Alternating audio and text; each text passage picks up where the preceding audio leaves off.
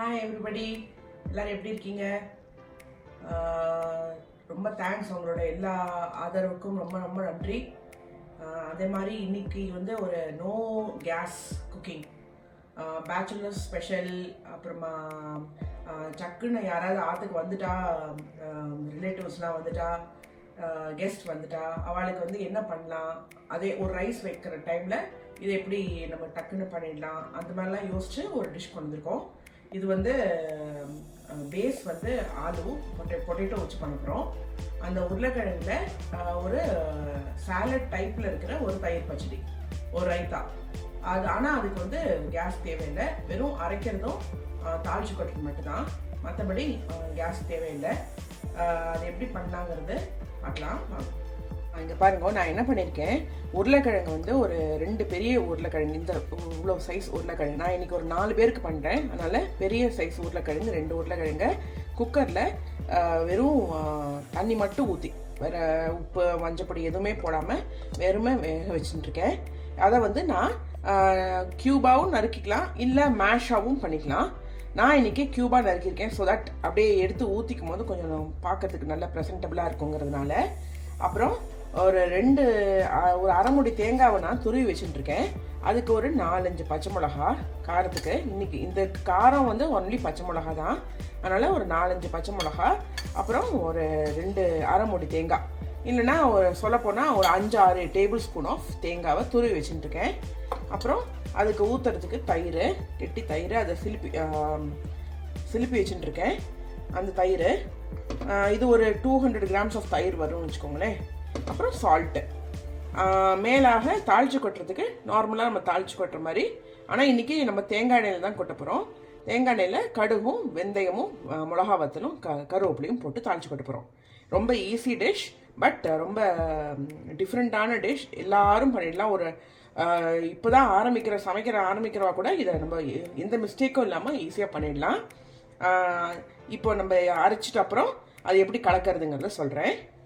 எடுத்து வச்சிருந்த தேங்காவையும் இந்த பச்சை மிளகா இருக்கு இல்லையா காரத்துக்கு, அதை வந்து நீங்கள் டேரெக்டாக இதில் போட்டுட்டு தண்ணி ஊற்றாமல் ஒரு சுற்றிக்கோங்க. ஸோ தட் அந்த பச்சை மிளகா வந்து நல்லா தேங்காவோட சேர்ந்து அரைகிற மாதிரி. அதுக்கப்புறம் நான் வந்து தயிர் ஊற்றி, இதுலேயே தயிர் ஊற்றி அரைக்க போகிறோம். இதை ஒரு சுற்றின்னு வந்துடுறேன். தேங்காவும் பச்சை மிளகாவும் ஒரு சுற்றில் நல்லா, அந்த பச்சை மிளகா நல்லா மசிஞ்செடுத்து, காரத்துக்கு தேவையானது பச்சை மிளகா தானே, ஆனால் அது அங்கங்கே முழிச்சு நின்னா சாப்பிட முடியாது இல்லையா, அதனால தான் ஒரு சுற்றிக்கணும். இப்போது இதில் வந்து நம்ம தேவையான அதுக்கு வேணுங்கிற தயிரில் பாதி தயிரை ஊற்றிக்க போகிறோம். சுற்றி ஒரே ஒரு சுற்றின்னு வரப்போகிறோம். பாருங்க, இப்போ தயிரோடு சேர்ந்து தேங்காவும் பச்சை மிளகாவும் நல்லா மையாக அரைஞ்செடுத்து சட்னி மாதிரி அரைச்சா போகிறோம். தயிரையும் சேர்த்து அரைக்கிறதுனால நம்மளுக்கு எக்ஸ்ட்ரா தண்ணி ஊற்ற வேண்டாம், அதுக்கு தான். இப்போது இந்த டிஷ்ஷுக்கு தேவையான உப்பை அந்த உருளைக்கிழங்கு இருக்கு இல்லையா, அதுலேயே நம்ம போட்டுடலாம். நான் இன்றைக்கி ஒரு 1/2 to 3/4 ஸ்பூன்ஸ் ஆஃப் உப்பு போட்டிருப்பேன், டேபிள் சால்ட். இப்போ நம்ம அரைச்சி வச்ச மிக்சர் இருக்கு இல்லையா, அதை வந்து இந்த உருளைக்கிழங்குல சேர்த்துடணும்.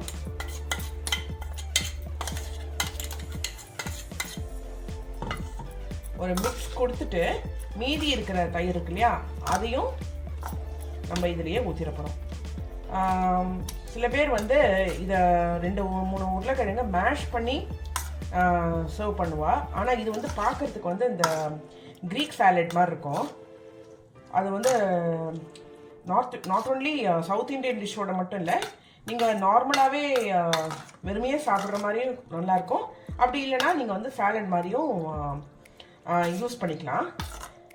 இது வந்து ரொம்ப ரொம்ப நல்ல டிஷ், பட் ரொம்ப ஈஸி, எல்லாரும் பண்ணிக்கிற மாதிரியான டிஷ் இது. அப்புறம் மீதி இருக்கிற தயிர் இருக்கு இல்லையா, அதையும் இதில் ஊற்றிருங்க. கொஞ்சம் கொஞ்சமாக இந்த கன்சிஸ்டன்சி பார்த்துட்டு ஊற்றிக்கோங்க. இப்போ சாலடாக சாப்பிட்றவா இந்த தயிரை இப்போது வேண்டாம், இது எக்ஸ்ட்ரா தயிர் நம்ம ஊற்றுறோம் இல்லையா, அது வேண்டாம். தயிர் பச்சடியாக சாப்பிட்றவா மட்டும் இப்போ தயிர் ஊற்றிக்கலாம். சாலடாக சாப்பிட்றவா அந்த நான் சொன்ன அந்த ஸ்டேஜ்லேயே போகிறோம். ஆயிலில் தாளித்து கொட்டணும் கூட அவசியம் இல்லை. இந்த திக்னஸ் போதும்.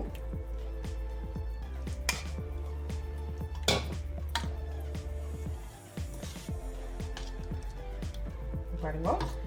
இது வந்து ஊற்றிக்கிறதுக்கு கரெக்டாக இருக்கும். சட்னி சாப்பிட்லாம், இல்லை வெறுமையே ஒரு பவுலில் போட்டு அப்படியே சாப்பிட்லாம். ரொம்ப ஃபஸ்ட் கிளாஸான ஒரு டிஷ்ஷு வித்தவுட் கேஸ். நம்ம நோ குக்கிங் அப்படியே பண்ணிட்டு இருக்கோம். தாளித்து கொட்ட போகிறோம் இப்போது. அதில் நான் சொன்ன மாதிரி தேங்காய் எண்ணெயில் கடுகும் வெந்தயமும் ஒரே ஒரு மிளகாத்தில் உடச்சி போட்டு தாளித்து கொட்ட போகிறோம், கருவேப்பிலை போட்டு. இங்கே பாருங்க, இப்போ நான் தாளித்து கொட்டுறதுக்கு 2 டீஸ்பூன் ஆஃப் எண்ணெய் ஊற்றிருக்கேன். தேங்காய் எண்ணெய். நீங்கள் ரிஃபைண்ட் ஆயில் கூட யூஸ் பண்ணிக்கலாம். பட் ரிஃபைண்ட் ஆயிலோட தேங்காய் எண்ணெய் வந்து ஹெல்தி வெர்ஷன். அதனால் தேங்காய் எண்ணெய். எண்ணெய் சூடான அப்புறம் நம்ம கடுகும் வெந்தயமும் போட போகிறோம். இப்போ நான் ஒரு டீஸ்பூன் ஆஃப் கடுகு, அப்புறம் வெந்தயம் ஒரு 1/2 டீஸ்பூன், ஒரு மிளகாவத்தில் நம்ம பிச்சு அதில் போட்டு போகிறோம். பச்சை மிளகா காரம் பிடிக்காதவா வத்த மிளகாவையும் சேர்த்து அரைச்சிருங்க தேங்காவோட. அப்போ நீங்கள் இந்த வத்த மிளகாவை ஸ்கிப் பண்ணிக்கலாம். ஆனால் பச்சை மிளகா போட்டால் தான் நல்லாயிருக்கும். சில டிஷ்ஷுக்கு சிலது தான் நல்லா இருக்கும்னு இருக்கு இல்லையா, அந்த மாதிரி வந்து நம்ம இந்த டிஷ்க்கு வந்து பச்சை மிளகா நல்லாயிருக்கும். குழந்தைகளாக இருந்தால் நீங்கள் பச்சை மிளகாவே அவாய்ட் பண்ணிடுங்க. வெறும் தேங்காய் மட்டும் தயிரோடு அரைச்சிட்டு இந்த தாளிச்சு மட்டும் கொட்டிக்கணும். இதுக்கு பெருங்காயம் இது வேறு எதுவுமே தேவையில்லை, உளுத்தம்பருப்பு எதுவுமே இல்லை. வெடிச்செடுத்து கடுகு நல்லா வெடிச்செடுத்து இப்போ மேலாக கொஞ்சோண்டு கருவேப்பிலையை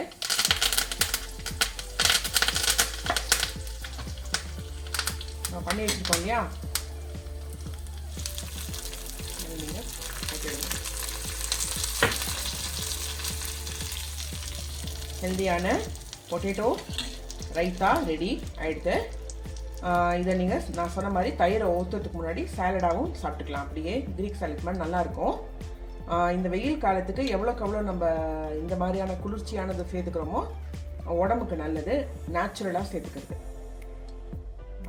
எப்படி இருக்குங்கிற ஃபீட்பேக்கை கண்டிப்பாக எங்களுக்கு சொல்லுங்க. இதை ஆற்றுல எல்லோரும் ட்ரை பண்ணுங்க. Thank you so much.